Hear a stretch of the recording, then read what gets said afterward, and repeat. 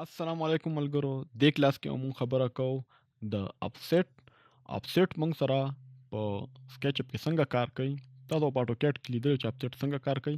سکیچ اپ کې د دې هماغه مقصد دی چې موږ به دا څنګه استعمالو. اپسیټ سیم کار کوي د اټوکیډ په شان، خو طریقې لږه بدله ځکه چې هغه 2D دی او دلته به موږ 3D کې کار کوو.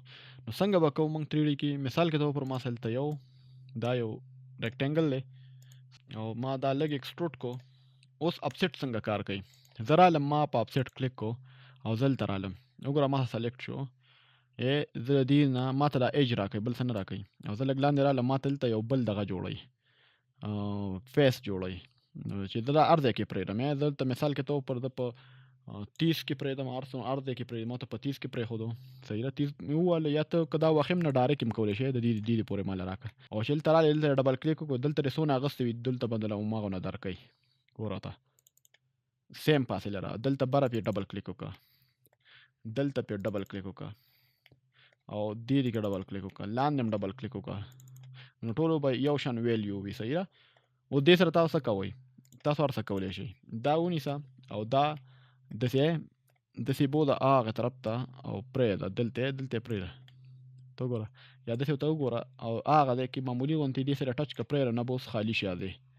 داسې دا هم وکړه، داسې بوځه موو پې کړه په شا باندې. صحیح ده، دې پورې وکړه او دا ته ډیلیټ هم کړه دې نه بعد. صحیح ده.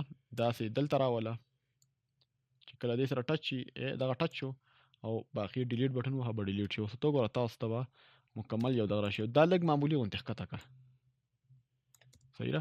نو اپسیټ دا کار دی. که تاسو دلته رالی او بل ابجیکټ وي، دا سرکل وي. صحیح ده. زه راځم. د اپسیټ شارټ کټ موږ سره دی اف بټن ده.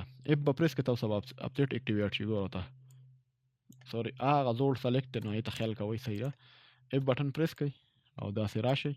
وګوره تاسو دا ایکسټروډ کړئ، بیا دې کې بل اپسیټ والئ